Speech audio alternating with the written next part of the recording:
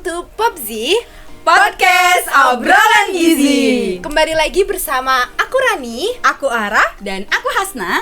kami dari jurusan Gizi Poltekkes Kemenkes Yogyakarta. Oke, sekarang kita mau ngomongin topik yang lagi viral banget nih guys. Kita bakal ngomongin diet-diet yang cepat dan tepat. Wah, itu topik yang disukai banget gak sih sama Gen Z? Iya benar Dietnya banget. mudah, simple, terus juga bisa ampuh lagi nurunin berat badan. Instan juga. Iya, kesukaan Iya. Gen Z banget gak sih yang Iya, instan-instan? bener. Ngomong-ngomong soal diet, kok kalian ada yang kurusan ya? Ih, masa sih siapa Ngerasa nih? nggak? Ngerasa nggak? Ini Biasa loh. aja. Kurus loh, lebih Kelihatan kecil banget dari gak sebelum sih? liburan. Iya. Kamu lagi diet ya? Iya, jadi for your information aja nih. Jadi aku lagi ngejalanin diet intermittent fasting. Hah, apa? Intermittent? Iya, intermittent atau biasa disebut dengan IF atau IF, diet IF gitu.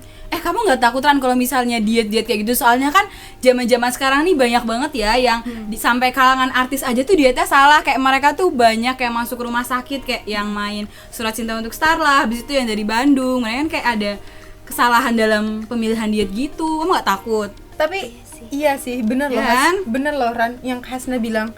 Tadi kan kalau misalkan diet itu kita sebelum menerapkan memang harus cari tahu dulu informasi sejelas-jelasnya lah tentang diet itu gitu loh. Bisa lihat juga testimoni yang lain. Tapi kalau untuk IF yang nanti revisi Iya, ya Ran. iya, iya. Untuk IF yang aku tahu, jadi ini dibilangnya tadi intermittent fasting Has. Jadi intermittent fasting itu merupakan salah satu metode diet yang bertujuan untuk menurunkan berat badan, di mana metodenya itu atau sistem yang dia pakai itu adalah pengaturan jam makan. Jadi ada waktu di mana dia bisa makan apa aja, tapi ada waktu di mana dia harus berpuasa Nggak atau makan istilahnya apapun. nggak boleh makan apa-apa ya. Iya. Tapi boleh minum. Minum, Ya. iya. Nah, boleh minum. Tapi syaratnya 0 kalori ya. Nol Iya. kalori. Iya sih, bener banget. Jadi memang sebenarnya IF ini atau diet IF ini dibagi beberapa metode. Nah, yang aku pakai ini memang metode pembagian waktu atau 16/8. Jadi selama 16 jam ini aku berpuasa, tapi 8 jam aku bisa makan apapun. Tapi sampai saat ini aku dulu awal-awal selama seminggu pertama aku menerapkan diet IF ini secara bertahap. Jadi awalnya aku menerapkan 12/12. Jadi 12 jam makan dan 12 jam berpuasa gitu. Jadi tapi sekarang sudah sesuai anjuran, yaitu 16/8 gitu. Oh, jadi 16 jamnya teh puasa, Iya. terus 18-nya makan gitu. 8 makan. jam, 8 Iya, jam. Oh, 8 8 jam. jamnya bisa Iya, makan. bisa makan. Enak banget 8 jam bisa makan apa aja gitu. Terserah kita mau makan boba, geprek dan lain-lain, terserah. Ini loh Ran Iya. yang kadang Salah tuh orang-orang paham ya? suka Kan katanya miskomnya dietnya kayak gitu. instan. Nah, ini kadang yang harus kita perhatikan Iya. gitu loh. Bener-bener harus cari tahu maksud dari boleh makan apa aja tuh gimana. Nah, jadi maksud dia dari boleh makan apa aja itu dalam artian dia boleh 8 jam itu memenuhi asupannya, memenuhi kebutuhannya. Dengan catatan bukan berarti boleh makan apa aja.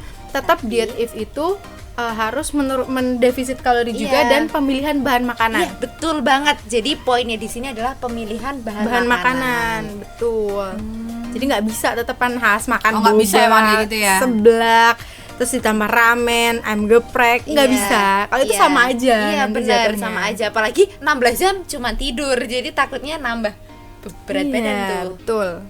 Oh, jadi nggak boleh makan yang sembarangan gitu ya. Tapi kalau misalnya diet, kamu tetap sarapan nggak? Soalnya aku dengar kalau misalnya diet tuh kayak nggak sarapan, terus makannya kayak sehari cuman sekali. Kalau kamu gimana? Oh iya, kalau jadi yang karena aku nih tipe orang yang nggak bisa kalau nggak sarapan nih jadi memang aku menerapkan 16/8 itu. Aku pembagian waktunya dari jam 6 pagi sampai jam 1 siang, kan itu selama 8 jam. Oh, berarti Nah, bisa makan pagi sama makan iya, siang dong? Iya, aku makan pagi dan makan siang. Tapi yang pastinya saat 16 jam aku berpuasa ini atau di rentang waktu aku makan itu, aku juga tetap diimbangi dengan olahraga gitu sih. Jadi tetap aku nggak bisa ini untuk meninggalkan sarapan. Susah sih kalau bagi aku ya.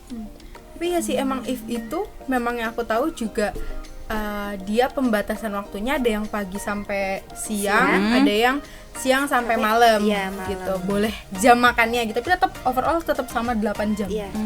Berarti kalau misalnya aku kan nggak suka sarapan, berarti Iya. boleh dong kalau misalnya ikut tren diet IF ini. Boleh, itu tuh boleh. Ya nggak sih, Ran? Iya, boleh. Malah yang beberapa yang aku baca, sebagian orang tuh justru memang milihnya malah yang di siang sampai malam gitu. Mungkin ya bisa disesuaikan sama mereka masing-masing sih. Yang penting poinnya 8 jam boleh makan dengan pembatasan tadi. Tapi Ran, ini loh yang mau aku tanyain.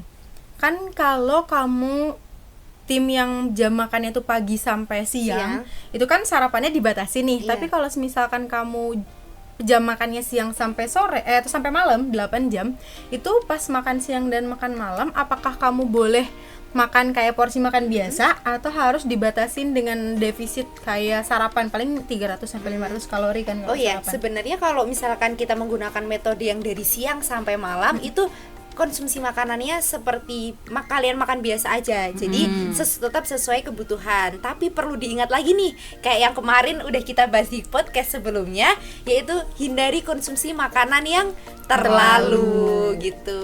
Mungkin kalau yang masih kepo bisa nih tengok-tengok ke podcast sebelumnya. Boleh. Jadi berarti makannya tuh porsi makannya biasa gitu ya, nggak terlalu sedikit sama nggak terlalu banyak, yang penting dibatasi. Ya, tapi kembali lagi gitu, harus mengingat dengan pemilihan makanannya. Iya. Berarti kan kalau sarapan itu memang kalori yang dianjurkan 300 sampai 500. Tapi kan kalau untuk makan siang tuh bisa di kisaran 500 sampai 700. Biasanya lebih banyak. Berarti boleh kan di 500 nggak harus diturunin kayak salah. Berarti nih kalau semisal aku tarik garis ini ya, berarti diet IF itu merupakan salah satu metode penurunan berat badan yang berfokusnya ke defisit kalori. Dimana di sini dia lebih memperhatikan pemilihan bahan makanannya, lalu juga pengaturan waktu makannya, dan tetap disertai dengan aktivitas fisik. Adapun kamu mau milih yang bisa sarapan pagi dengan jendela makan jam 8, jam 6 sampai ya? jam 1 sampai jam 1 siang, atau kamu milih yang siang boleh makannya jam 12 sampai jam 8 malam. Itu nggak ada masalah selama kamu tetap memperhatikan hal-hal yang tadi di awal udah disampaikan. Wah, gitu berarti diet IF ini recommended banget gak sih buat teman-teman?